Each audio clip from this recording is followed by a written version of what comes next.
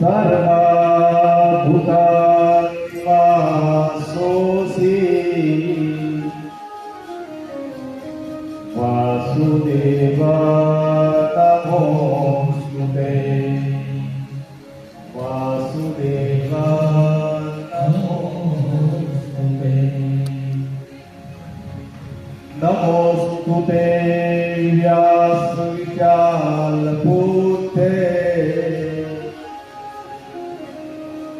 कुल्लारविन्दाय तपान्ननेन्द्राय येन त्वया पार्थतेलपुरम्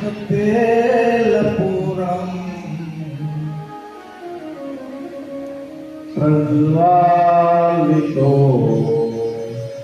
ज्ञानमय प्रदीप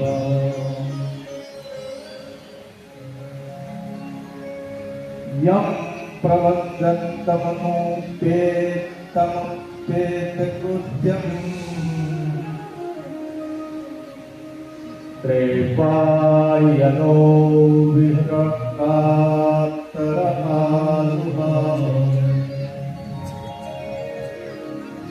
पुत्रेति तन्मयतया सर्वोऽभिनेदो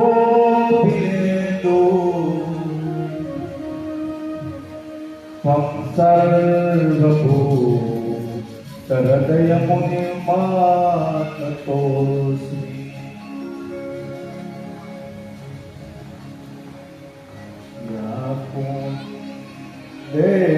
न तुष्यामहाधवला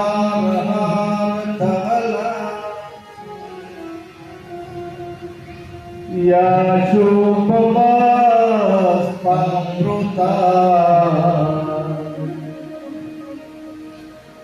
या वीणामरदण्डमण्डितकरा या श्वेतपद्मासना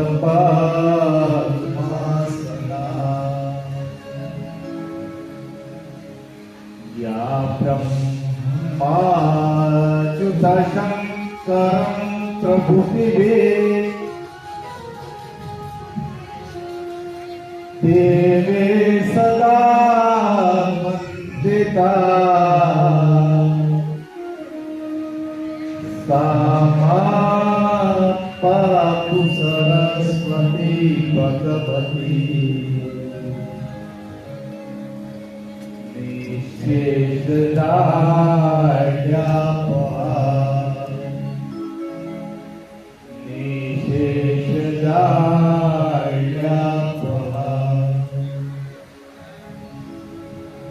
गुरु ब्रह्मा गुरु विष्णु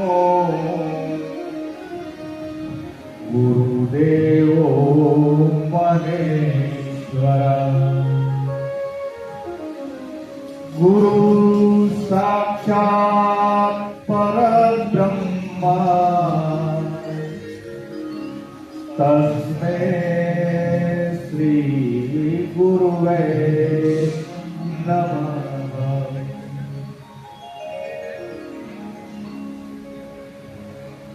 कृष्णं नारायणं वन्दे कृष्णं वन्दे गजाप्रियम् कृष्णं त्रैपायनं वन्दे कृष्णं वन्दे कृपासुता कृष्णं वन्दे कृपासुता।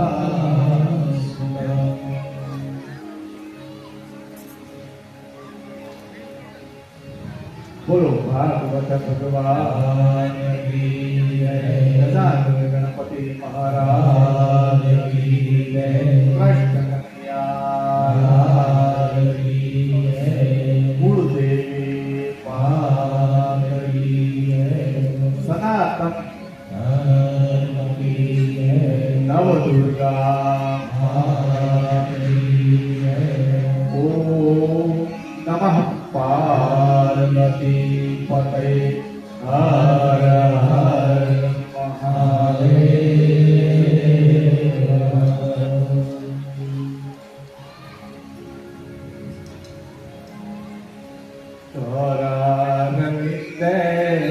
પદારવિંદં હારવિંદે નિવેશયંતં મનસ્ય પદસ્ય પુરેશયંતં ફલં કૃતં મનસસ્મરતિ શ્રી કૃષ્ણ ગોવિંદ હરે મુરારે હે નાથ Narayan Vasudev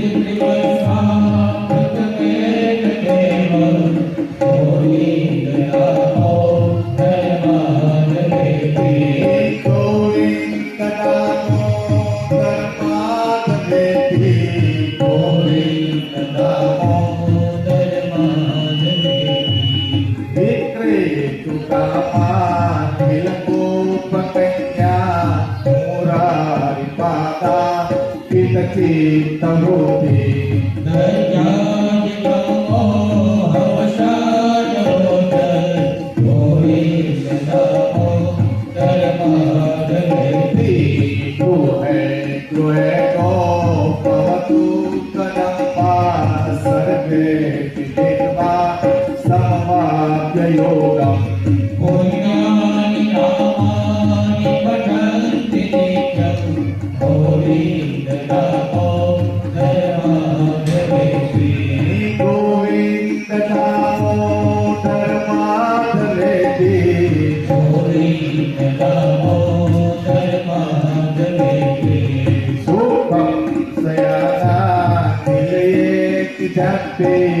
Namani Vishnu Pravalanti Bhajya Ishtitam Mayatam Vajante Govindanamo Dharmadhaneti Jive Sadevam Vatasundarani Namani Krishna Manoharani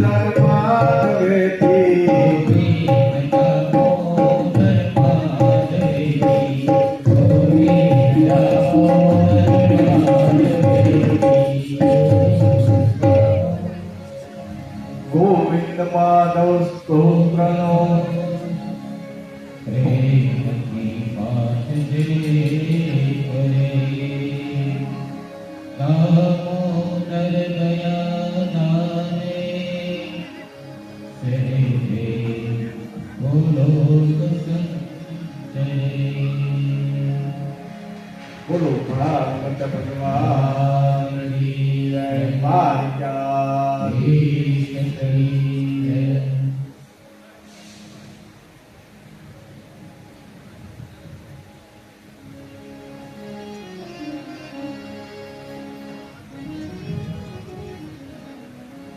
Eden કેર્પોન પરિવાર દ્વારા આયોજિત શ્રીમદ ભાગવત કથા પહેલો દિવસ પહેલું સત્ર પૂરો સમય આપણે ચાલુ કરીએ.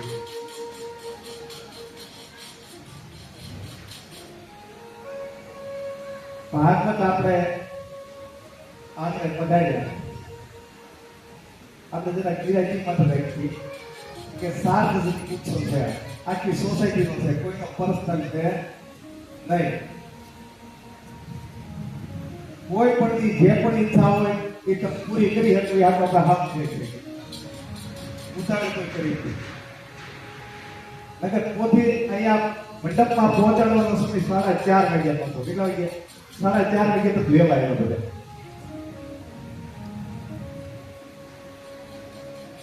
પણ સાર્વજનિકમાં બધું થાય. પણ આપણી ઘરે જ્ઞાન રૂપી ગંગા એટલે કે ભાગવતજી બતાવ્યા. ભાગશાળી જ્ઞાન સોસાયટીમાં ભાગવતજી છે. જ્યારે 5 વર્ષ થઈ જાય પૂરાની સત્યનારાયણ ભેગા થઈ ગયા છે. બેટા આજ કરી કાલ કરી એમ કરતા દિવસો નીકળી જાય. અને હજી આ સોસાયટીમાં અમુક ફ્લેટ ખાલી છે કે ભાગવતજી આવી ગયા.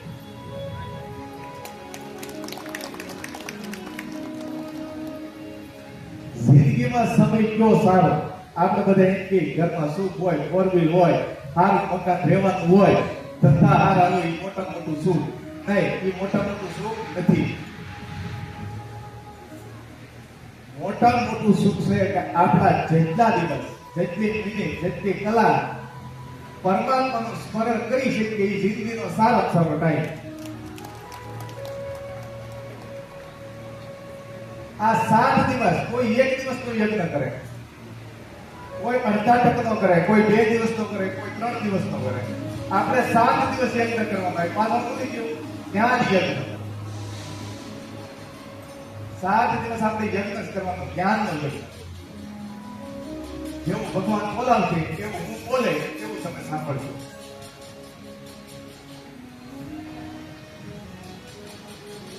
પણ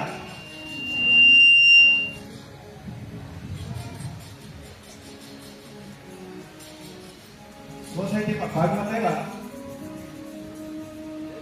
મને એક બહુ ગમ્યું કે તમારો બધાનો ઉત્સાહ છે, આનંદ વધારે છે.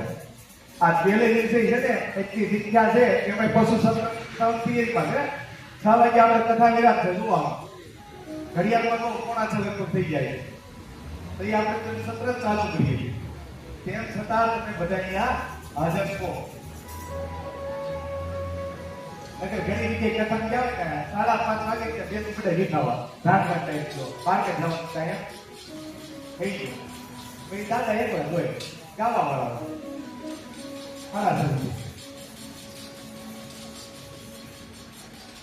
જ્ઞાનપીઠે બધાય એના એરપોર્ટ સોસાયટીને બધાને ભગવાન નથી આશીર્વાદ દેતા કહું આવો નવો તમારો હમ રહે, આવા નવા તમે કામ કરતા રહ્યો અને એકતા રાખી લો. બધા આ સામૂહિક છે. કદાચ કંઈક બોલી જાય તો મનમાં લેવાય નહીં. તમે એમ સમજો છો કે અમે યાદ કરી ગઈએ તમને પછી માથું પડે. અમને કોઈ એવું કોબડ બોલી ન આવે, તમને કોઈ પકડી નાખે એના પકડી ન રહે જવા દે. કદાચ આપણે આયોજન કરીએ છીએ કોક આપણે ઉતાળમાં આપણે કંઈક કહેવાય અને આપણે સંભળી દીધું. માફ કરે મોટો, સાફ કરે મોટો, માફ કરે મોટો. એટલે 7 દિવસ થઈ પણ તમે અહીંયા રોજ ત્યાં સુધી દિલ મોટા રાખજો, બધાને માફ કરતા રહેજો તો એકતા રહેશે તમારી. અને એકતા રહેશે એટલે કોઈ પણ કાર્ય તમે કરી શકો. એકતા રીતે કોઈ કાર્ય થતું નથી. આમાં મને કોઈ એમ કાર્ય કહી દે તમે સોસાયટીમાં દાદા 10 લાખ રૂપિયા આપો તો ભાગવત કથા કરી નાખો. પણ આ કોઈ કામ કરવા વાળા નથી, કઈ ભાગવત કથા થાય, તમે કોઈ સાંભળવા વાળા નથી, ભાગવત કથા બધા આવે.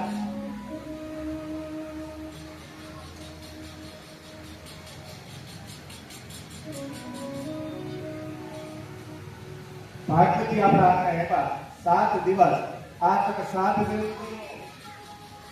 જે આપણે કથા સમય છે ને, તમે જોજો આખી સોસાયટીનું વાતાવરણ ફરી જાય. તમે નોટ કરજો 8 દિવસ. 7 દિવસ તમને આમાં બહુ મજા આવશે. અને 8મા દિવસે બધા આ કેમ્પસમાં 2 વાર છે તો ગમશે.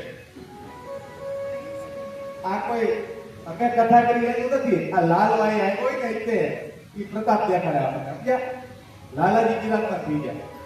ભાગવત છે લાલાનું સ્વરૂપ છે. 7 દિવસે લાલાને તમે ને બ્રાહ્મણને મોટી યાત્રા કરી અને ઘેર મૂકી જાઓ. પછી 8મા દિવસે આપણે કેમ્પસમાં ઘડી ગમે નહીં. 2-4 દિવસ એમ લાગે એ જ બધા આવતી ભાગવત કથા. એનો મતલબ કે આપણી સોસાયટીમાં સાક્ષાત ભગવાન કૃષ્ણ પરમાત્મા આવ્યા હતા એટલે આપણે મજા આવતી હતી. અત્યારે જતા રહ્યા કે વસ્તુ નથી.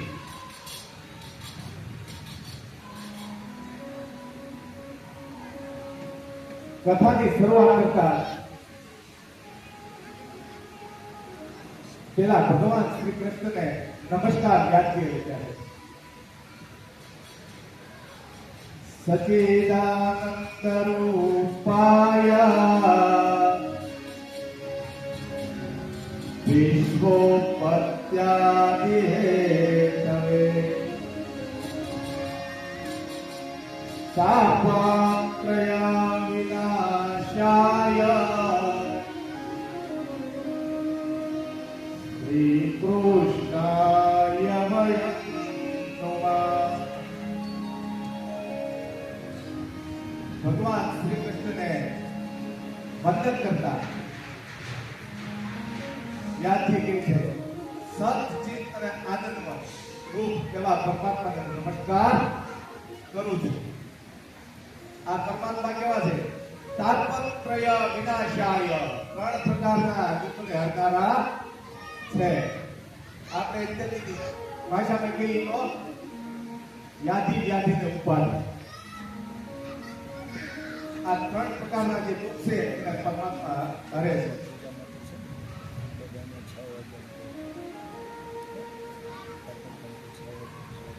ભાગવતની અંદર ભાગવત ચાલુ કર્યા પહેલા ભાગવતનું મહાત્મ્ય આવે છે.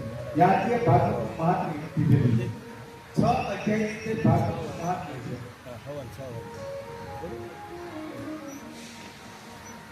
અને આ મહાત્મ્ય છે એ કોઈ ભાગવતમાંથી લખાયેલું નથી. ભાગવતનું મહાત્મ્ય જે લખાયેલું છે એ સ્કંદ પુરાણ અને પદ્મ પુરાણમાંથી લખાયેલું છે.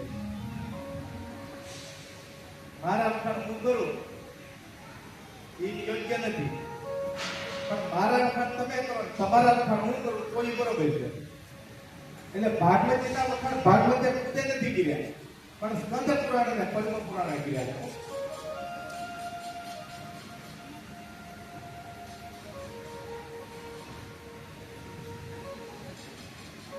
ભાગવત સાંભળવાથી પહેલા અધ્યાયની શું આવે તો કે ભાગવત સાંભળવાથી જ્ઞાન, ભક્તિ અને વૈરાગ્ય આપણામાં દૃઢ થાય છે.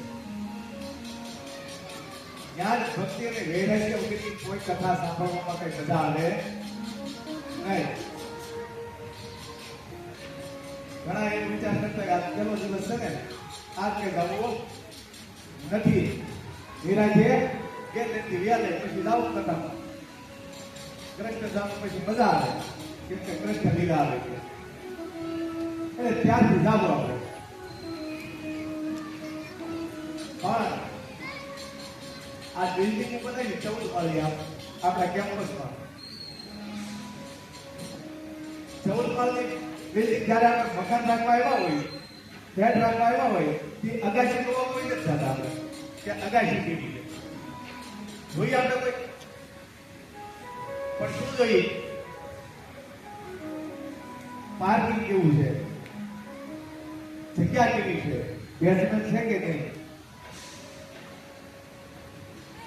નો ફ્લેટ છે આ બધું જો આપણે હજી સુધી કોઈ એવો માણસ નહીં હોય કે ફ્લેટ જોવા આવ્યો છે ને કાંઈ શીખ્યું હોય એમ ભાગવત કથા છે એ પહેલો દિવસ છે એ પહેલો દિવસ એનો પાયો છે આ મ્યુઝિક 14 બારની ઊંચી કરી છે પણ એનું ડોબરું કેટલું ઊંડું ગયું છે ને એ મહત્વનું છે કે આમાં ડોબરામાં કેવું ભાગવું છે તો આ 14 માં ટીક્યા આવે નહીતર ઉપરથી નીચે આવે એટલે પાયો મેઇન વસ્તુ છે એમ ભાગવત કથાનો પહેલો દિવસ એ આપણો પાયો છે અને પાયાની અંદર ત્યાં ગહેરાઈ છે ભક્તિ કેવી રીતે આપણે આવે એની કથા લખેલી છે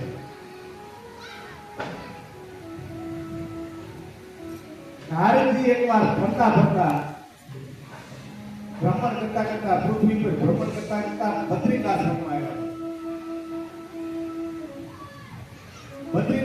આવ્યા ત્યાં સનત કુમારો બેઠેલા છે પણ નારદજીનું મુખ છે જરા ઉદાસ છે ચહેરો ઉદાસ છે સનત કુમારોએ બધાએ પૂછ્યું કે હે નારદજી તમારો ચહેરો ઉદાસ કેમ છે તમે ક્યાં ટેન્શનમાં છો તમને શું ઉપાધિ છે ત્યારે નારદજી કહે છે કે પૃથ્વી પર બહુ ભ્રમણ કર્યું છે બહુ યાત્રા કરી દ્વારકા ગયો જગન્નાથપુરી ગયો રામેશ્વર ગયો આમ ફરતો આ બધી જગ્યાએ રાઉન્ડ માર્યો એમ કરતા એક વાર કે યમુનાના કાંઠે ગયો જ્યાં પરમાત્મા એ લીલા કરી એવી જગ્યાએ ગયો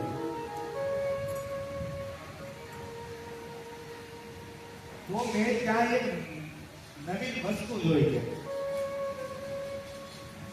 સનત કુમારો પૂછે છે કે નારદજી તમે શું ત્યાં જોયું કે જેનાથી તમે ઉદાસ થઈ ગયા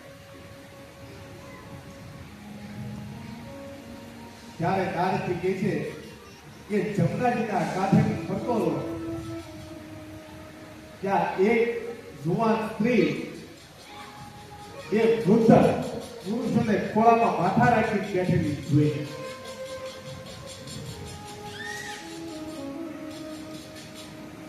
નારદજી કે હું એ સ્ત્રીની પાસે ગયો સ્ત્રી રડતી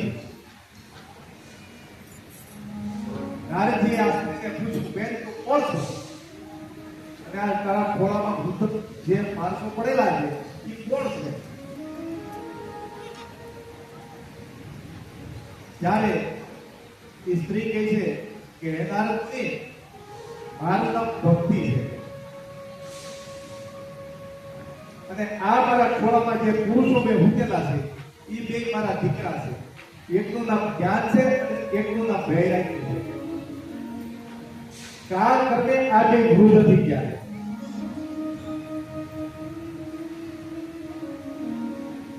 નારદજી કે આ તો કેવું એલું જોયું કે માં જુવાન ને દીકરા ગંડા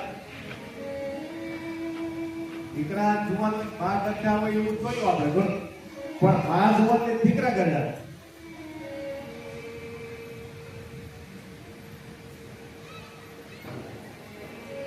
નારદજી કે પણ સુતેલા કેમ છે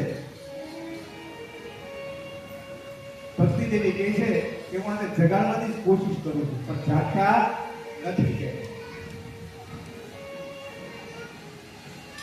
ત્યારે નારદજીએ ગીતાજીના પાઠ કર્યા વિષ્ણુ સહસ્ત્રના પાઠ કર્યા આવા ઘણા પાઠ કર્યા પણ જ્યાં સુધી ચાલુ રહે ત્યાં સુધી પેલા તમને જ્યાં સુધી લઈને કે આખું બોલે અને જેવો પાઠ બંધ થાય એ આખી પાછી બંધ કરી જોઈએ ઘણી કોશિશ કરી પણ જ્ઞાન અને વૈરાગ્ય ને નારદજી જગાડી શક્યા નહીં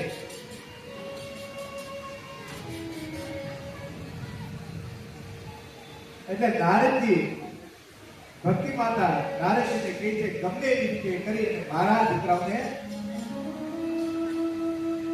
જગાડો નારદજી પૂછે છે કે એને જગાડવા કંઈક કરશું આપણે, પણ એક તો કે તમે જુવાન છો ને તમારા દીકરા ગરડા કે એનું કારણ બતાવો. એટલે ભક્તિદેવીએ કીધું કે હું પણ ગરડી થઈ ગઈ છું, જુવાન નથી. ભક્તિ માતા ક્યાં જન્મા, ક્યાં મોટા થયા, ક્યાં માન કર્યું, એ ભક્તિ માતા કહે છે કે મારો જન્મ ક્યાં છે. ઉત્પન્ના દ્રવિડે સાહ વૃદ્ધિ કર્ણાટકે ગતા ક્વચિત ક્વચિત મહારાષ્ટ્રે ગુર્જરે જીર્ણતા ગતા.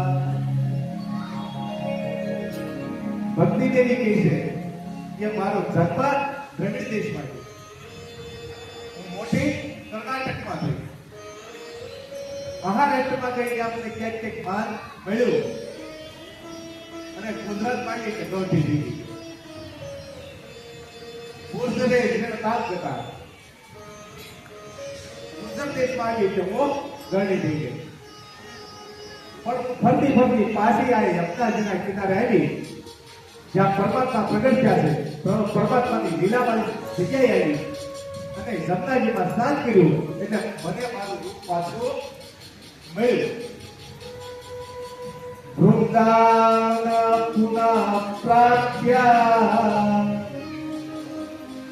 નવી દેવા સ્વરૂપિણી જાતા યુવતી સત્યા પેટ રૂપા સુસાકતા. મને વૃંદાવનમાં આવી કે મને મારું પાછી સુવાની પાછી મળી, પણ મારા દીકરાને સુવાની મળી નહીં. એ ગરડા ગરડા નહીં ગયા કે એટલે આપણી ભક્તિ આવી છે. ભક્તિ આપણે બહુ કરીએ, પણ ભક્તિ કેવી છે? ત્યાં જ ગેરહાજરી વગરની ભક્તિ છે આપણી. ઘણી વારમાં આપણે એટલો આનંદ થઈ જાય ભક્તિ કરવાનો કે કોઈ રોકે તો રોકે આવી ઉભા રહી નહીં. અને આપણો જ્યાં આનંદ પૂરો થાય તેની 2 વર્ષે શિવ મંદિરે જાય નહીં.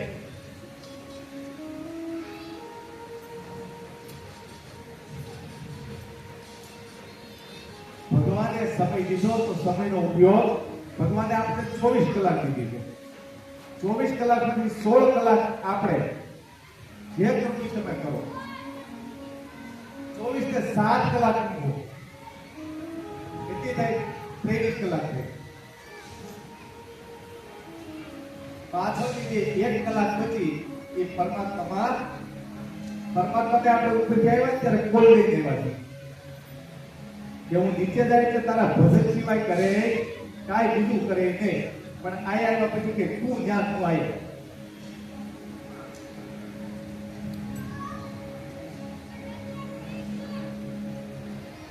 એટલે આપણે જોવાની પેલા બધા આપણે એટલે ગઢા થઈ ગયા છીએ. ભક્તિ માતા પર તો ગઢા થઈ જતા હોય તો આપણે ભક્તિ નથી કરતા એટલે જોવાનીમાં આપણે ગઢા બધા થઈ ગયા.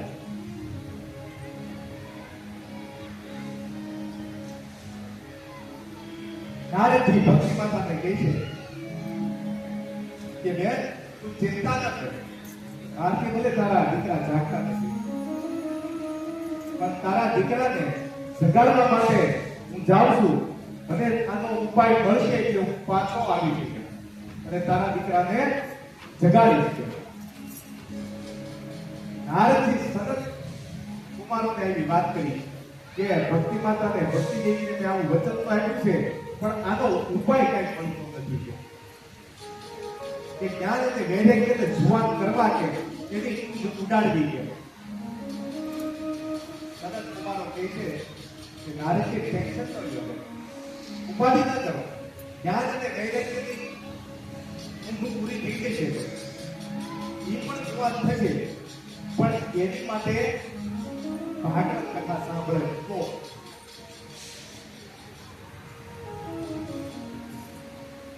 સતત કુમારો નારદજીને કહે છે કે કે અમે બદ્રિકાશ્રમથી હરિદ્વાર જઈએ છીએ. હરિદ્વારના કાંઠે ભાગવતજીનું આયોજન કરીએ છીએ. તમે ભક્તિ અને જ્ઞાન ને વૈરાગ્યને ત્રણેયને લઈ અને હરિદ્વાર આવો. આ કથા સાંભળશે એટલે જ્ઞાન અને વૈરાગ્યની ઊંઘ દૂર થઈ શકે. નારદજી ભક્તિ માતા પાસે આવે છે અને ભક્તિ માતાને કહે છે કે બેન, તારા દીકરાનું દુઃખ દૂર થાય એવો રસ્તો શોધી કાઢ્યો છે, પણ એની માટે તાવ અહીંયા યમુનાજીના કાંઠે બેઠા છો. અહીંયાથી તમારે હરિદ્વાર ગંગાના કાંઠે જવું છે. ત્યાં ભાગવત કથાનું આયોજન થાય છે. ભાગવત કથા જો જ્ઞાન અને વૈરાગ્ય સાંભળે તો એની બીમારી દૂર થાય છે.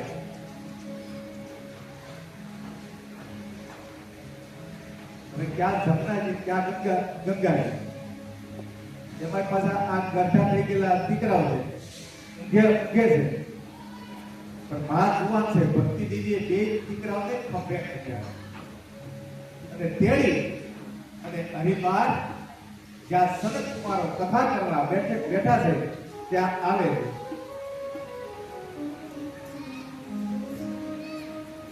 સનત કુમારો કથા કરે છે. નારદજી જ્ઞાન વૈરાગ્ય અને ભક્તિ આ ભાગવત કથા સાંભળે છે. જેમ જેમ કથા આગળ સનત કુમારો કરતા ગયા એમ જ્ઞાન અને વૈરાગ્યની બીમારી દૂર થતી ગઈ અને જ્ઞાન વૈરાગ્ય બે પાછા જુવાન થઈ ગયા. ભક્તિ માતા અને જ્ઞાન વૈરાગ્ય ત્રણેય ઉભા થઈ અને નારદજીને પગે લાગીને કહે છે કે નારદજી, તમારી કૃપાથી મારા દીકરાઓ સાજા થયા છે, બીમાર થઈ સારા થયા છે.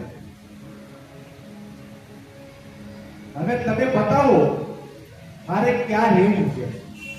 તમે આપો સ્થાન, એ જગ્યાએ હું રહેવા જાઉં છું. જો જમનાજી છે, જમનાજીના કાંઠે ભક્તિદેવી બેઠા. જમનાજી છે અને ગંગાજી છે. ગંગામાં સ્નાન કરવાથી મોક્ષની પ્રાપ્તિ થાય, મોક્ષ મળે આપણને. અને જમનાજીમાં સ્નાન કરવાથી ભક્તિ.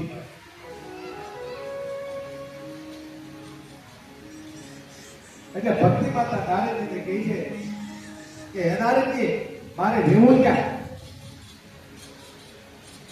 ત્યારે નારદજી કહે છે કે હે દેવી, તમે હંમેશા વૈષ્ણવોના દિલમાં રાજ કરો, વૈષ્ણવોના દિલમાં.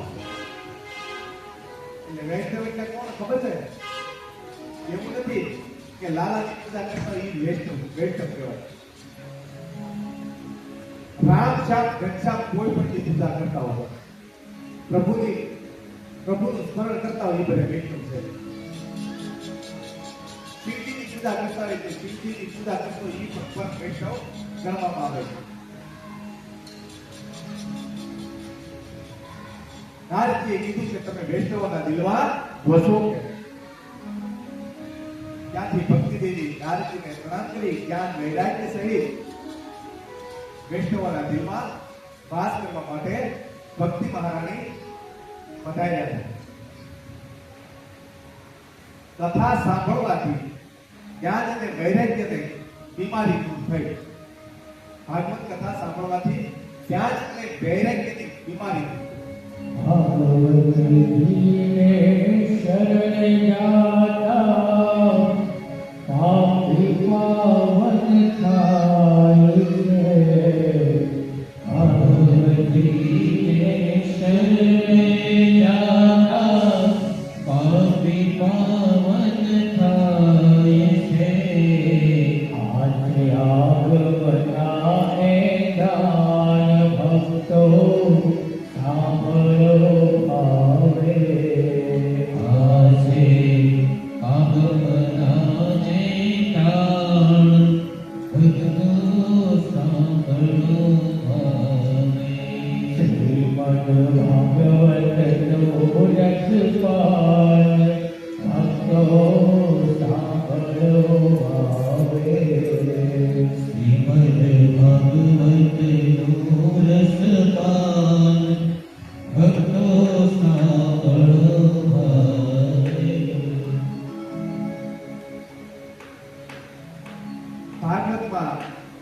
બીજા અધ્યાયના મહાત્મ્યમાં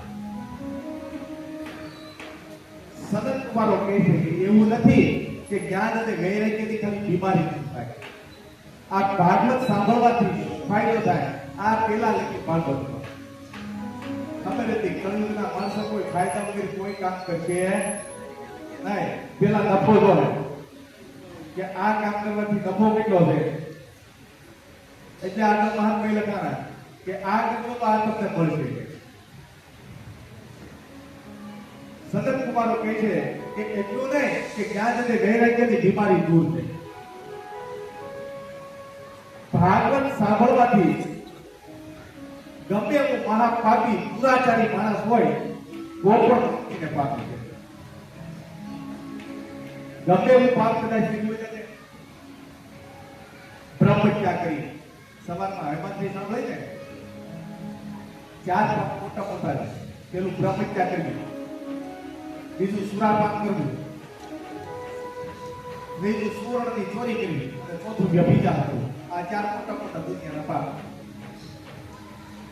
આમાંથી કોઈ પણ પાપ કર્યું કે 4 પાપ આપણે કર્યા હોય તો સનત કુમારો કહે છે ભાગવત સાંભળવાથી મુક્તિની પ્રાપ્તિ થાય છે. એવી કથા હું તમને કહું છું, એ તમે સાંભળો.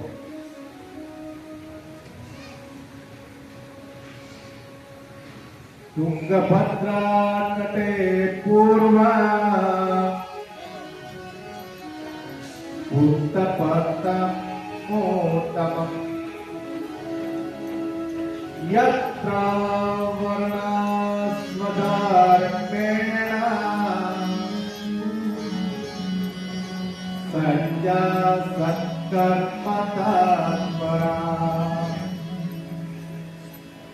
હવે તમને એક એવી કથા કહો કે કેવો પાપી માણસ હતો એનો પણ ભાગવત સાંભળવાથી મોક્ષ સુધીની પ્રાપ્તિ મળી ગઈ. ભદ્રા નદીને કાંઠે એક પરમ પવિત્ર નગરી છે. આ નગરીની અંદર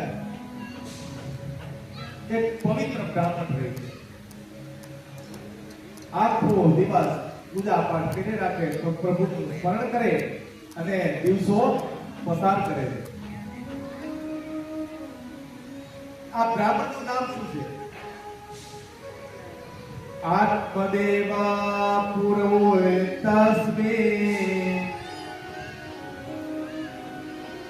સર્વવેદા વિશારદા તસ્માદેષુ નિષ્ણાતો પ્રિયાનિવ ભાસ્કર. આ તુંગભદ્રા નદીને કાંઠે એક પવિત્ર નગરીની અંદર બ્રાહ્મણ રહે છે. આ બ્રાહ્મણનું નામ છે આત્મદેવ.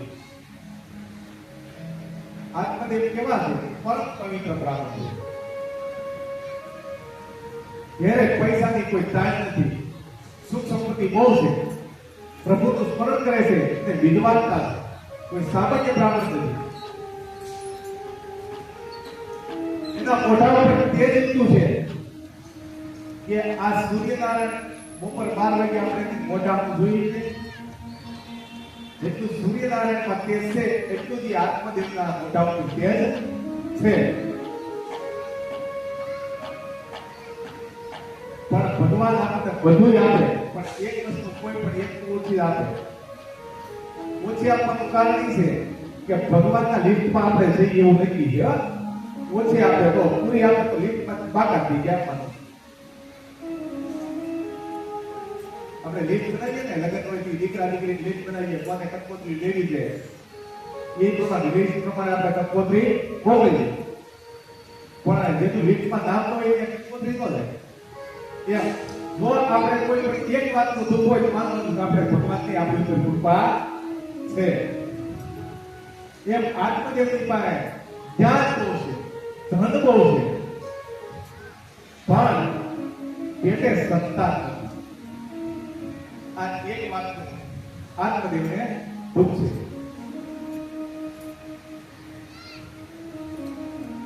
આત્મદેવને પત્નીનું નામ ધૂંધલી છે. ધૂંધલી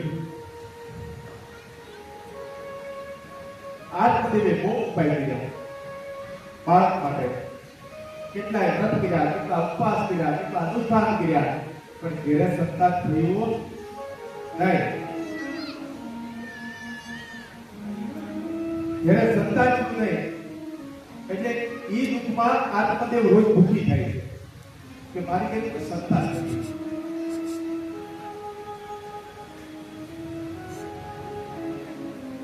અને ભગવાનની પાસે પૂજા પાઠ કરી અને વારંવાર એક જ વસ્તુ માગે છે કે મારી ઘરે દીકરો આપો, મને કોઈ સંતાન આપો.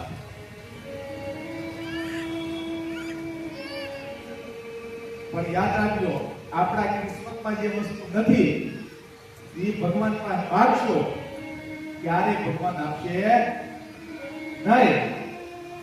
અને વારંવાર વાંચો કદાચ આપણી પાસે આવી જશે એ વસ્તુ, તો એ વસ્તુ આપણે ક્યારેય સુખી કરશે નહીં.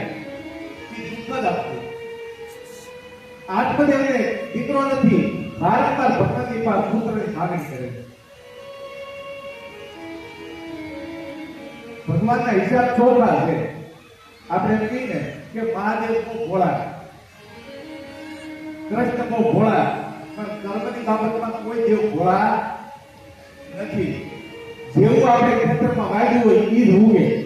બાકી આપણે શીખ વાવી પછી કપાસનો ભાવ સારો હોય કે ખેતરમાં કપાસનું સારું તો કાંઈ થાય નહીં. વાવ્યું છે આપણે શીખ વાવી, શીખ જ આપણે.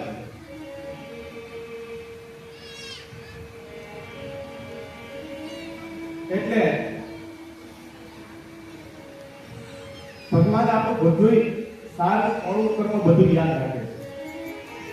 અને તમે ગમે એટલું માંગો પણ ભગવાન ક્યારે આપણી લાયકાત માટે આપણને આપતા નથી. અને આપણી લાયકાત હોય તો ભગવાન પાસે ન માંગો તો પણ આપણે ભગવાન આપે છે. પણ ભગવાન હિસાબ પ્રમાણે આપે છે. એ કઈ ભોળા નથી, કઈ ગાંડા નથી. કીર્તને આપણે કહીએ ને કે હું કઈ ગાંડો નથી રે, હું કઈ ગેલો નથી રે, હું કઈ ગાંડો નથી રે, હું કઈ ગેલો નથી રે, હું કઈ ગાંડો નથી રે, હું કઈ ગેલો નથી રે, હું કઈ ગાંડો નથી રે, હું કઈ ગેલો નથી રે.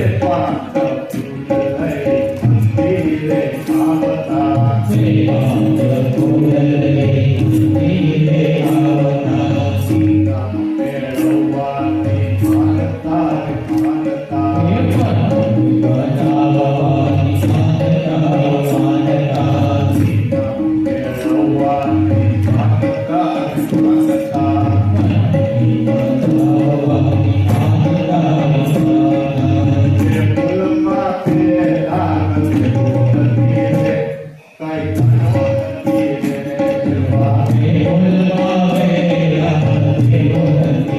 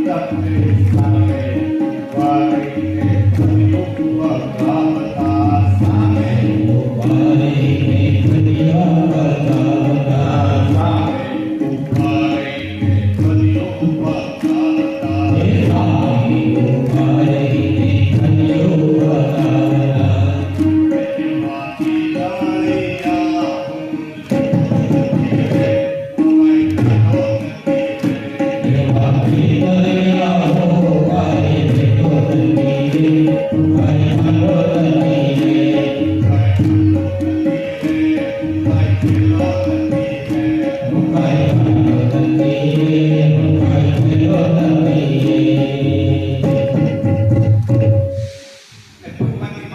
ભગવાનની સામે ગમે એટલા કાલાવાલા કરશું, ગમે એટલી લાલચ આપશું, પણ ભગવાન કઈ દેવાના નથી.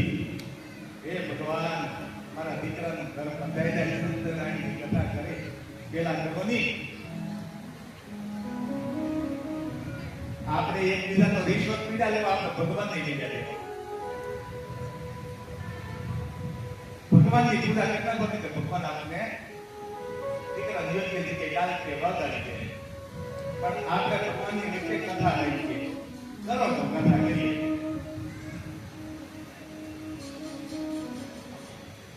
ભગવાનની પાસે ગમે એટલું માગશું પણ આપણા કર્મમાં છે કે મળશે નહીં. એમ આત્મદેવ ભગવાનની પાસે માગે છે કર્મમાં નથી છે, પુત્ર મળતો નથી.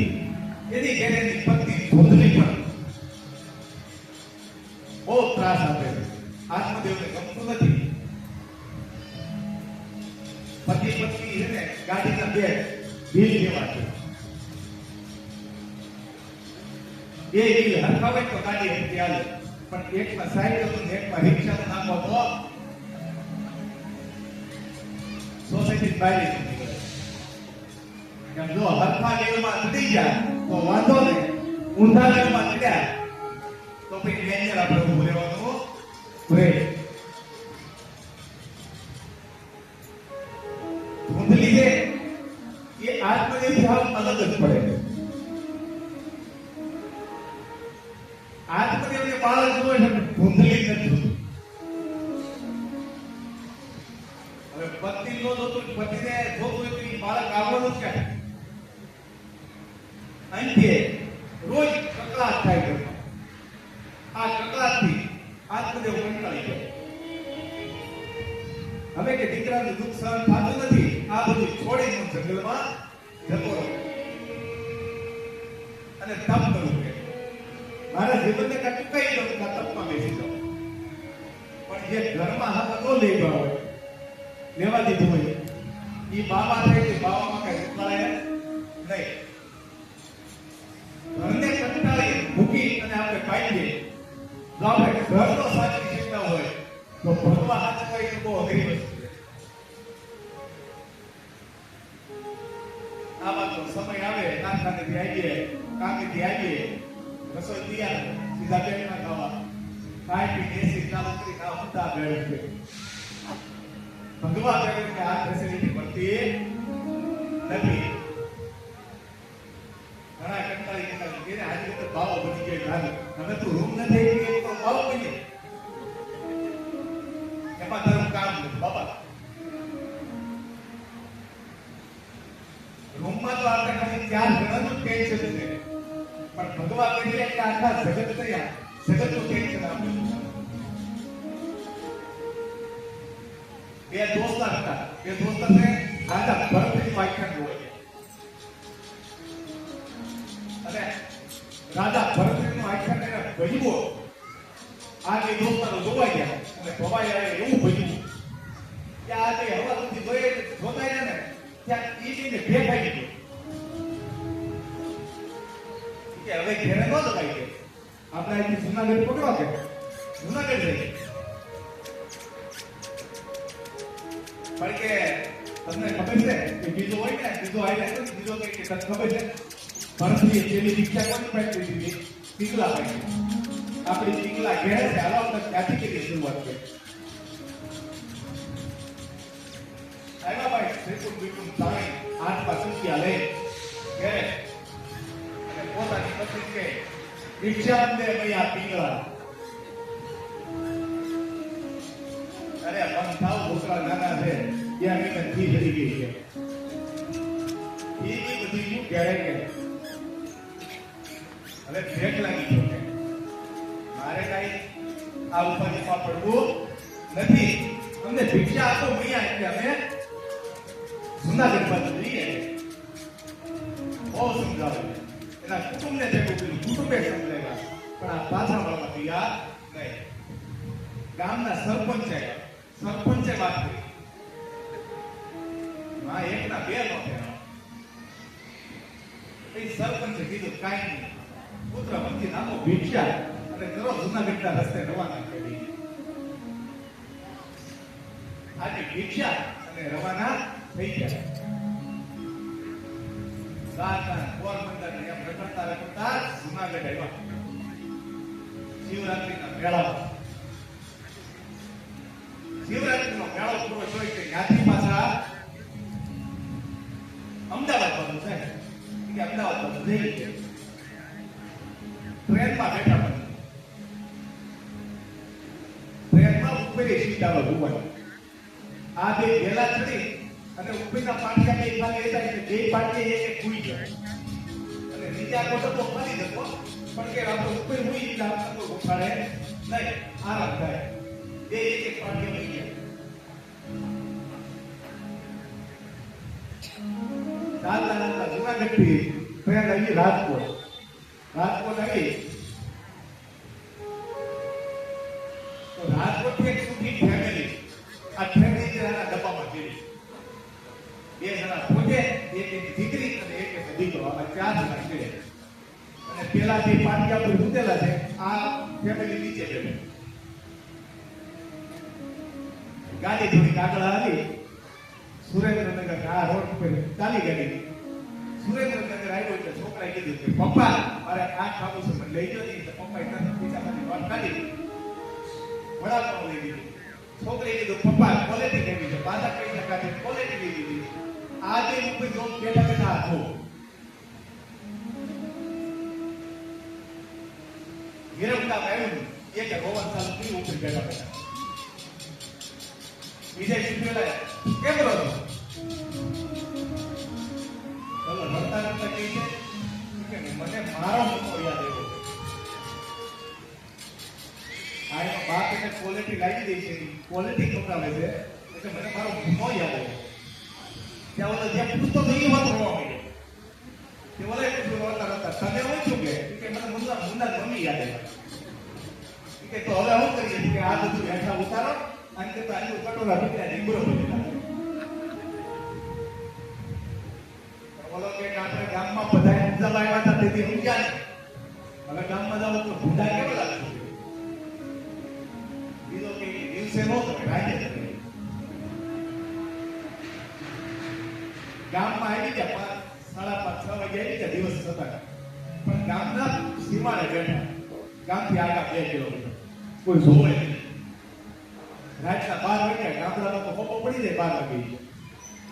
12 વાગે દરવાજા કકડાવ્યા. બે પીગળા બોલો ત્યાં તો ભાઈ 3-4 પીગળા રેડિયા દાદી ભેગી હરખાઈ. ઘરમાં લઈ દરવાજો ખોલ્યો, જોયું મહાત્મા અત્યારે પીગળા. મહાત્મા નથી, હું જાઉં કે મહાત્મા જ્યાં રાજમાં કે જો પણ મને મજા આવી નહીં. હવે હું આ ઘરે આવ્યો છું પણ ગામના લોકો પૂછે કે આ પાછા કેમ આવ્યા? ભેટ લાગી ગયો તો તારે ખોટું બોલી કહેવાનું છે કે એ તો આપવા તૈયાર જ નહોતા કે. પણ મેં એને કેટલા સોગંદ લીધા છે માણમાં એવા કે એમ કરી તે ઘરમાં પાછા ફેર્યા. એટલે ભેટ ફેરવો સાધુ બની સીધી વાત છે નહીં. આત્મદેવ ઘર છોડી અને જંગલમાં ફરવા માટે જાય છે. કુવાની પાળી પાસે બેસે અને વિચાર કરે છે કે હવે શું કરવું. એ સમયે એક સંત મહાત્મા આવે છે આત્મદેવની પાસે. આત્મદેવને પૂછે છે કે પુત્ર દીકરા તું કોણ છો? આત્મદેવ ઉભો થઈ સંત મહાત્માને પગે લાગી અને કહે છે મહાત્મા મારું નામ આત્મદેવ છે અને હું મરવા આવ્યો. મહાત્માએ કીધું મરવા શા માટે આવ્યો? એવું શું દુઃખ પડ્યું છે? આત્મદેવે સાધુ મહાત્માને કીધું કે હે મહાત્મા મારી ઘરે સંતાન નથી એટલે આ દુઃખ મને સહન થતું નથી, એના હિસાબે હું મરવા આવ્યો. મહાત્મા કે એમાં કાંઈ વાંધો નથી, આરામ મારું છે, દીકરો નથી.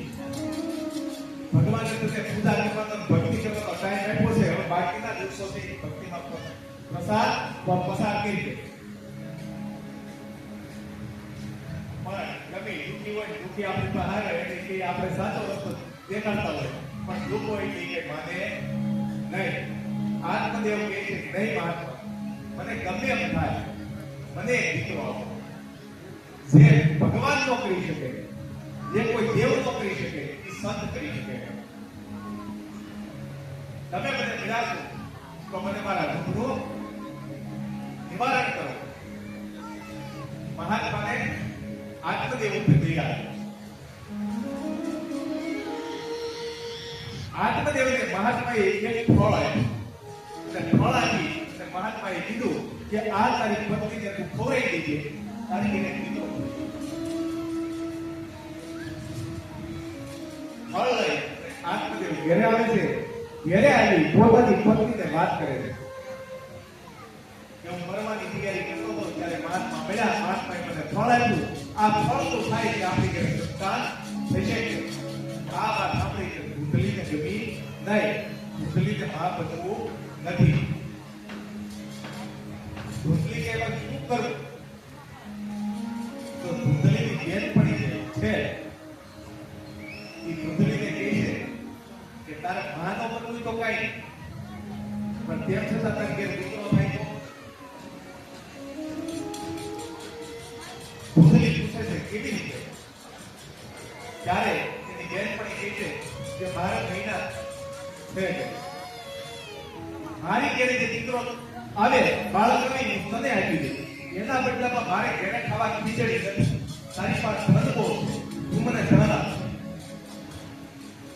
અને 9 મહિના તું ગર્ભવતી છે આવું નાટક કરી દે અને જ્યારે મારે બાળક સામું થશે એટલે આ બાળક તને આપી ધૂંધલી અને આ એની બેનપણી વચ્ચે આ વાત નક્કી થઈ અને ધૂંધલીને ગમી. ધૂંધલી એકલા જોતા એટલા રૂપિયા આપી દીકરો તારે તારું બાળક આવી તારે દઈ દેવો. અને આ જે મહાત્માએ સંતે જે ફળ આપ્યું એ ધૂંધલીએ ઘા કરી દીધો અને આત્મદેવના ફળિયા નીચે ગા બાંધેલી હતી. આ ફળની ગાય કરી જોવા જેની ઘરે સંતાન ન હોય સંતાન કે ના હોય ધન આપણે ખાઈ તો આપણી ઘરે પણ સંતાન ન થાય. આત્મદેવ ઘર શા માટે જતા હતા તો કે આત્મદેવ એટલા માટે એના ખીલે જે ગા બાંધી હોય બીએ એના ફળિયામાં કોઈ સારું ઝાડ રોપે તો એને ફળ નથી આવું બધું થાય. અને આ ફળ ગાય ખાઈ ગઈ અને આ બાજુ ધૂંધલી એના પતિને કહેવા માંડી કે મારે સારા દિવસો જાય છે. આત્મદેવ પૂછ્યા છે.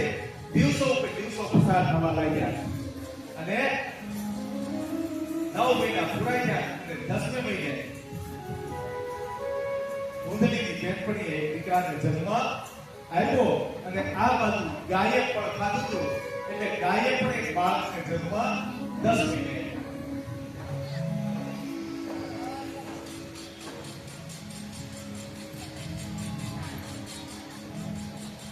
પતિના તત્કૃતં સર્વે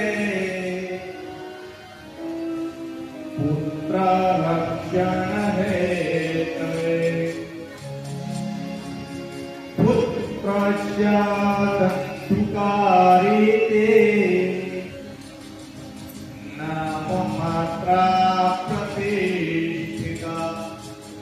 10 મહિના થયા તેની બેનપણીને જે દીકરો આવ્યો એ દીકરો બોલી પ્રમાણે આ બેનપણીએ ધૂંધલીને આપી દીધો. આત્મદેવ પૂછ્યા કે મારી ઘરે દીકરો આવ્યો. જ્યાં ઈ સમાચાર આપ્યા અને ફળિયામાં ગાય બાંધેલી હતી અને ગાય પાસે ગયા તો એક ત્યાં પણ બાળક જન્મેલું ગાય માતાએ જન્મ આપ્યો.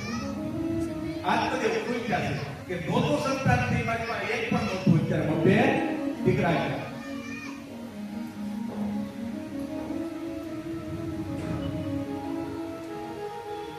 સમય જતા આ બંને દીકરાના નામકરણ સંસ્કાર આત્મદેવ કરે છે. ક્રિયત્કાલે તો જાતો તરુણો તનયા ગૌકર્ણ પંડિતો જ્ઞાની ધુંધુકારી મહાફલ ધુંધુકારી મહાફલ. ગાય માતાએ જે જન્મ આપ્યો છે શરીર આખું માનવનું પણ કાન કેવા છે? ગાયના જેવા કાન છે. ગૌકર્ણ કર્ણ એટલે કાન. ગાયના જેવા જેના કાન છે. આ બે બાળકના નામકરણ સંસ્કાર થાય છે. એમાં ધુંધલીના દીકરાનું નામ આત્મદેવ ધુંધુકારી પડે. અને ગાય માતાએ જે બાળકને જન્મ આપ્યો છે ગાયના જેવા કાન છે એટલે આ બાળકનું નામ આત્મદેવ ગૌકર્ણ કહેવાય.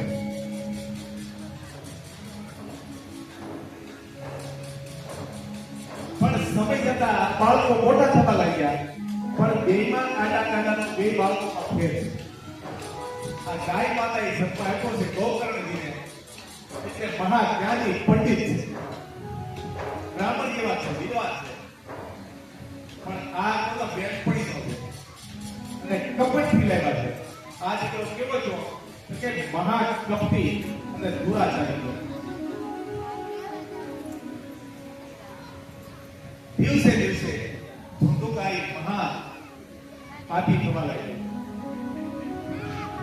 બ્રાહ્મણ જેવું એક પણ કર્મ એ કરતો નથી. બ્રાહ્મણની ઘેરે છે બ્રાહ્મણ જેવું એક પણ કર્મ કરતો નથી. સમય જતા બંને ભાઈઓ મોટા થયા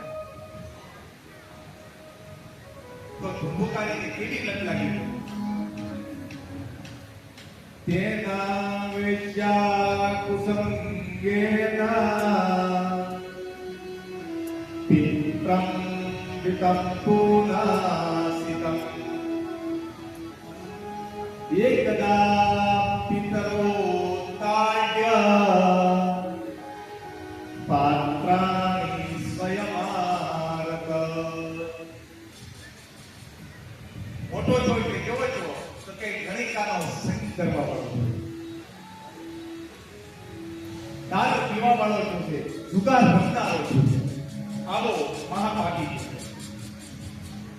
અને ઘરમાં તો આપણે સારા સંસ્કાર હોય ને તો લક્ષ્મી આપણે ઘરે આવે છે અને ખરાબ સંગત આવે એટલે લક્ષ્મી જવાનું ચાલુ કરે છે.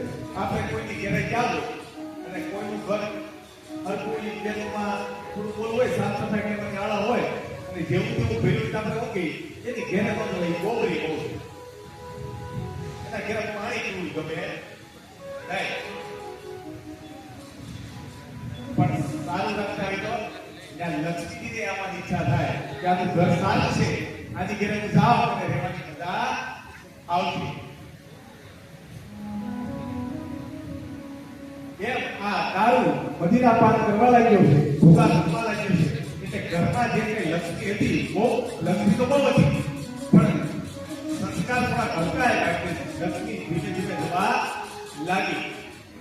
ઘરમાંથી લક્ષ્મી લઈ અને ગણિકાઓને આપે છે, ભૂગા રમવા જાય છે અને ઘરમાં કાંઈ પિતાજી કે માતા કાંઈ બોલે તો ઝઘડો ધુંધુકારી.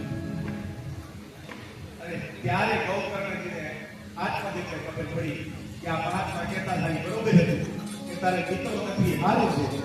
આ દીકરો છે તો આમાં હું કઈ સુખ કાઢતો નથી. આ દીકરા પીતા થઈ બરોબર હતા પણ સમયે પાન આવે તો પાન આવ્યું કહેવાય, સમય જતો રહે.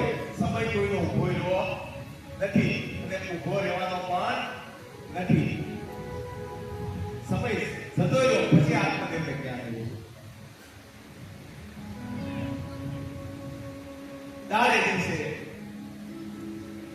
આના ખરાબ સંગતના કારણે આત્મદેવ કંટાળી ગયા એટલે ગૌકર્ણજી પોતાના પિતા આત્મદેવને કહે છે, પિતાજી હવે બધું આ મૂકો, માયાના તમારી મુકેલી અને જંગલમાં જઈને પરમાત્મામાં પરમાત્માનું તપ કરો એટલે તમારી કાયાને સ્વર્ગ તરફ કરો. આત્મદેવ બહુ જ્ઞાની છે, બહુ સન્માન કરે છે આત્મદેવ, પણ તે ગાયનો દીકરો પોતાનો તો નથી. જો ભૂતલી ખાઈ ગયેલો ફળ તો એવો જ દીકરો થાય, મહાત્મા જેવો જ થાય, પણ ગાય માત્ર ખાધું છે, ફળ ગાય માત્ર ખાધું છે, આ ગાય માત્ર પોતાના દીકરાને માની આત્મદેવ ઘરે નીકળી જાય અને જંગલમાં જઈ તપ કરવા લાગ્યા. હવે પિતાજી ઘરમાંથી વિયાઈ જાય કે દુકાનીને છૂટું મળી, હવે ઘરમાં ટોકે કોઈ નથી, એટલે પેલા બાપ ટોકતા અને માં ટોકે તો માને મારી દે, પણ ઘરમાંથી બધું ધન લઈ જાય છે અને કણિકાઓને આપે છે.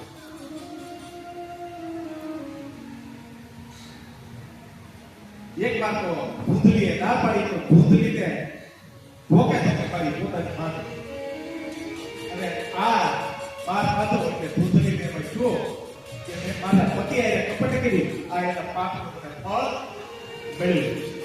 પતિ આરે કોઈ દિવસ સ્ત્રીએ કપટ ન હોય, ગમે એની વાતો કરી દેવાય. અંતે ભૂતલી પોતાના ફળિયાની જે કૂવો હતો એ કૂવામાં પડી પોતાના જીવનને ફૂંકાવી દીધું. આ બધું ગૌકર્ણની જાત્રા કરવા થઈ જાય છે કે હવે ઘરમાં રહેવામાં કે કાલ નથી.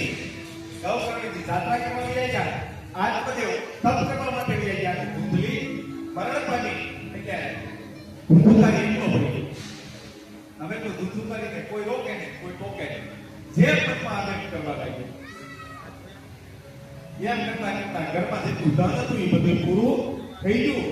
આ ગણિકાને આપી દીધું, પણ ગણિકા વગેરે આ ધુંધુકારીને મન માને ને એટલે હવે તો ઘરમાં ધન નથી અને ગણિકા ધન માગે છે, તો બીજાના ઘરમાં ચોરી કરીને આપવા લાગે.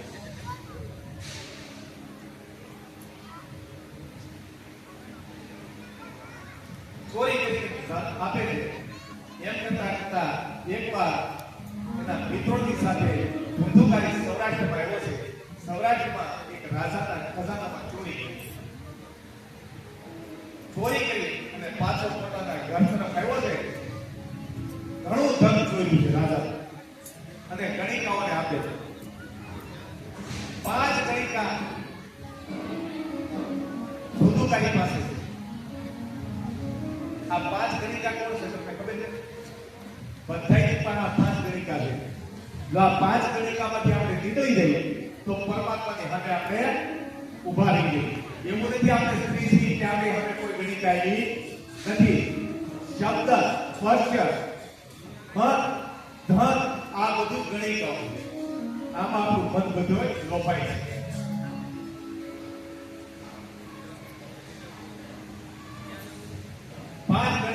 પૂછ્યું ધુંધુકારીને કે હમણાં ઘણા સમયથી તું આવતો તો ક્યાં હતો? કે હું સૌરાષ્ટ્રમાં ગયેલો હતો, આ ધન ક્યાંથી કાઢ્યું? ત્યારે ધુંધુકારી કહે છે કે એક રાજાને ત્યાં ચોરી કરીને આ ધન તમારી માટે હું લાવેલો છું. આ વાત ગણિકાએ સાંભળી કે પાંચે ગણિકા ભેગી થઈ અને વાત કરે છે કે જો ધુંધુકારી જીવતો રહે અને પકડાઈ જાય રાજા પાસે, જો રાજા પૂછે કે મારું ધન કઈ ગયું તો મેં આપણું નામ દઈશું, તો રાજા આપણને પણ મારી નાખશે. એટલે એની કરતા આપણે ધુંધુકારી પાડી શકીએ કે જેનાથી આપણો ભાડો તૂટે નહીં અને આપણી પાસે જે ધન આવ્યું છે એ રાજાને પાછું આપવું પડે નહીં. આવું વિચારી આ 5 ગણિકા ધુંધુકારીને મારવાથી ગયા. પલંગની બાંધી દીધો, 2 હાથ 2 પગ બાંધી દીધા. બહુ માર્યું, ગરમ દરિયાના ડાળ દીધા, પણ ધુંધુકારીનો જીવ જતો નથી. બહુ પાપ કરીએ ને પછી જીવે સહેલાઈથી નીકળતો નથી. કર્મ ભોજ પાપ કે જીવે પણ જતો નથી. ત્યાં બેઠા બેઠા કી એ ભગવાન ચોરી ખેંચી લે, ત્યાં બહુ ભીડ લેવાય. હવે એ ક્યાં એવું નથી, ભીડ છે ગણિત.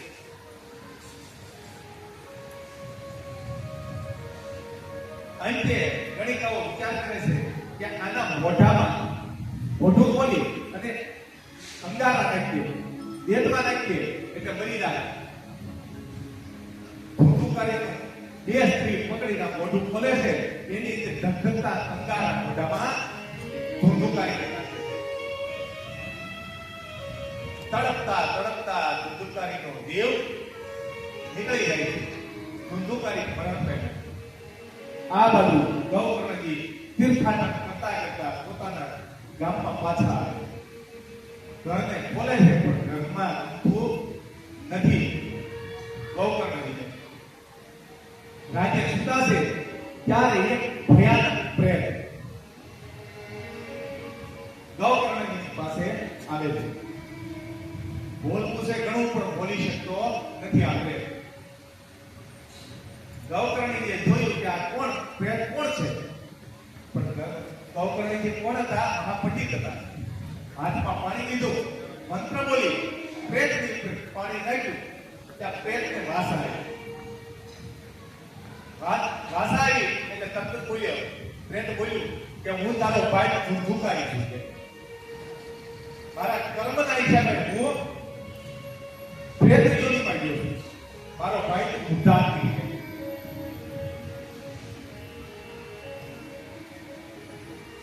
ગૌકર્ણજીએ આ પેલા તીર્થાટન કરતા કરતા ગયાજીમાં પહોંચ્યા હતા ને ત્યારે એને સમાચાર મળી ગયા હતા, મારો ભાઈ મરી ગયો છે, મારા પિતાજી મરી ગયા. એટલે તીર્થમાં ગયાજીની શ્રાદ્ધ કરી. ત્યારે ગૌકર્ણજી કહે કે હું ગયાજીમાં શ્રાદ્ધ કરી ગયો છું, તેમ છતાં તું પ્રેત યોનીમાં કેમ છે? ત્યારે ધુંધુકારી કહે છે કે ભાઈ આવા તો કદાચ 100 શ્રાદ્ધ કરીને ગયાજીમાં તો પણ મારી મુક્તિ થાય એમ નથી. ત્યારે ગૌકર્ણજી કહે છે તો મારે શું કરવું? બીજેથી સવારે ઉઠી સંધ્યા પતાવી હાથમાં અર્ઘ્ય સૂર્યનારાયણને અર્ઘ્ય આપ્યું. સૂર્યનારાયણનો રથ આકાશ માર્ગે જતો હતો, આકાશમાં ઘોરાઈ ગયો. ગૌકર્ણજીએ અહીંયા પૃથ્વી પર બેઠા બેઠા આકાશમાં અમેરિકા આવતા એ બેઠા બેઠા અમેરિકા વાત કરી આપણને નવાઈ લાગે. બરોબર? ફોનથી તો આની પાસે કોઈ ફોન નથી, મોબાઈલ નથી, કાંઈ નથી. પૃથ્વી પર બેઠા બેઠા સૂર્યનારાયણ વાત કરે ગૌકર્ણજી. આ મંત્રની શક્તિ. ગૌકર્ણજી સૂર્યનારાયણને કહે છે કે મારો ભાઈ પ્રેત આત્માને પામ્યો છે, એનું નિવારણ બતાવો. ત્યારે સૂર્યનારાયણ કહે છે કે હે ગૌકર્ણજી, તમે ભાગવત કથા કરો તો તમારા ભાઈની મુક્તિ થાય. આમ કહી સૂર્યનારાયણ જતા રહ્યા. સવારમાં ઉઠી હવે અષાઢ મહિનામાં ગૌકર્ણજી ભાગવત કથા કરવા પોતાના ભાઈ ધુંધુકારી માટે તૈયાર થશે. સારો મંડપ રખાણો છે, ગામમાં નોકરા લેવાના છે. ખુદ વ્યાસજીને ગૌકર્ણજી બેઠા છે. આ હવાન કર્યું કે ધુંધુકારી આવ્યો, પણ પ્રેતના રૂપમાં આવ્યો. પ્રેતના રૂપમાં આવ્યો એટલે બેસી શકતો નથી. પ્રેતને છે ને પવન લાગે તો પવનમાં એ સ્થિર ન રહે, ત્યાં હલવા મળે. રાય બેસી કે પવન તો આવવાનો જ છે. ધુંધુકારી પ્રેતના રૂપમાં આવ્યો, પણ પવન દેશમાં જતો નથી. એટલે ગૌકર્ણજીએ વાસ મુકાયો, સાત ગાંઠતો. એ વાસની અંદર વાસ તમને મોટો હોય, જાડો હોય, પણ વચ્ચે ખોલો. એટલે ગૌકર્ણજીએ કીધું કે આ વાસની અંદર બેસી કથા સાંભળી. એટલે ગૌકર્ણજીના આજ્ઞા પ્રમાણે ધુંધુકારી આ વાસની અંદર ગયો. 7 દિવસનું ભાગવત પારાયણ કર્યું. રોજ ધુંધુકારી કથા સાંભળે છે અને જ્યાં પોતાનું જીવન અલગ પડતું દેખાય છે ત્યાં ધુંધુકારી વાસમાં બેઠો બેઠો રડે. પહેલા દિવસની કથા સાંભળી એટલે વાસની પહેલી ગાંઠ તૂટી. બીજા દિવસની કથા સાંભળી, બીજી ગાંઠ તૂટી. એમ કરતા 7 દિવસ કથા સાંભળી એટલે 7મી જે ગાંઠ હતી વાસની એ તૂટી અને અંતે પ્રેતના રૂપે જે ધુંધુકારી હતું એ દિવ્ય ભગવાનના સ્વરૂપમાં ભગવાનનો પાર્ષદ ભાઈ નીકળ્યો અને બે હાથ જોડી ગૌકર્ણજીને કહે છે ભાઈ તે મને કથા સંભળાવી તારા કથાના હિસાબે હું પ્રેત જ્યોતિમાંથી દેવ જ્યોતિ બાળ્યો.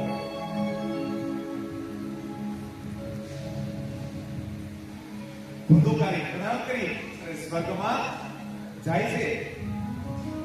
પણ ગામના જેટલા બધા સાંભળતા હતા ને ધુંધુકારી જેવા વિમાન ધુંધુકારી વિમાનમાં બેસી અને સ્વર્ગમાં ગયો. આ ગામવાળા બધા પછી બીજા કીધું બોલતા અમારો કેમ નો મેળાય વિમાન.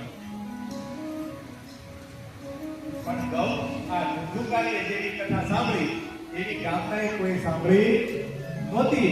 એટલે ધુંધુકારી તો એકનો જ મોક્ષ હતો, બાકી કોઈનો મોક્ષ થયો નહીં. એ બધાના મોક્ષના અર્થે ગૌકર્ણજી બીજી વાર કથા કરે છે. અને જે ભૂલ શ્રોતાઓએ કરી હતી એ બીજી કથામાં ન થાય એ માટે આપણે બીજી કથા પ્રેમથી કરીશું, પણ પેલી સાંભળ્યો હતી હો.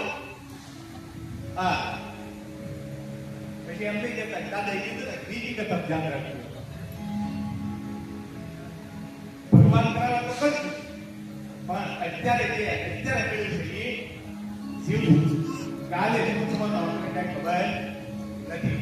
એટલે ગૌકર્ણજી એ બીજી વાર કથા કરી કે ગામના એ બધા ધ્યાનપૂર્વક અને દિલપૂર્વક સાંભળી. એટલે કથા પૂરી થઈ કે 7મે દિવસે આખા ગામને લેવા વિમાન આવ્યું. આયા વિમાન આવશે 8મા દિવસે શનિવારે કેટલા બેન તો ભાઈ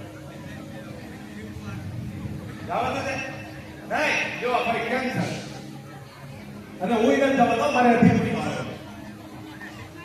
હું અધિકરી ના પછી કઈ વિચાર.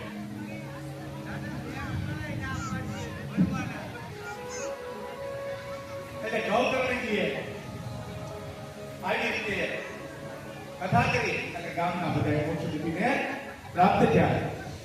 એટલે નારદજીને સતત કુમારો કહે છે કે મહા પાપી પાપાથી હોય તો ભાગવત સાંભળવાથી મોક્ષ દીપીને પ્રાપ્ત થઈ શકાય છે. હવે પછી આગળની કથા આપણે સાંજે 8:30 વાગ્યા પછી કરીશું. અત્યારે આ કથાને અહીંયા વિરામ દેવામાં આવે, પણ 2 મિનિટ માટે સીતારામ રામ રામ સીતારામ રામ રામ સીતારામ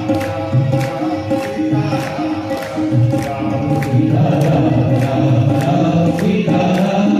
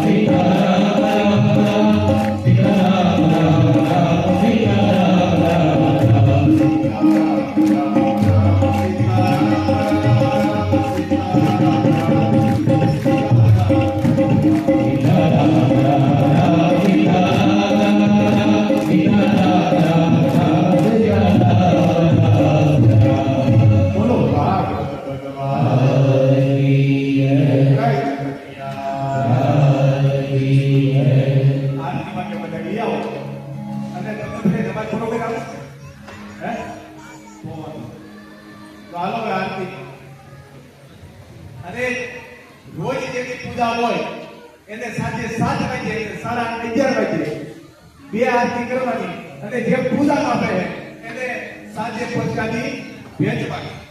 એ બધા તમારે જોવાનું છે.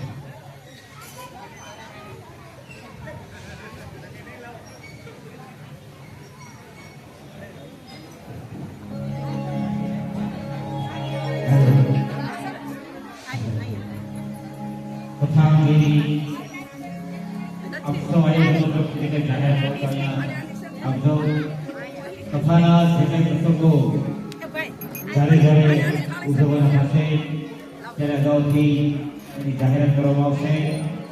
કોઈ પણ ભાવિ ભક્તજનો તરફથી ચા કોફી શરબત કે અન્ય કાંઈ વ્યવસ્થા હોય અને એની જાહેરાત કરવી હોય તો એ નામ આપજો. હોય.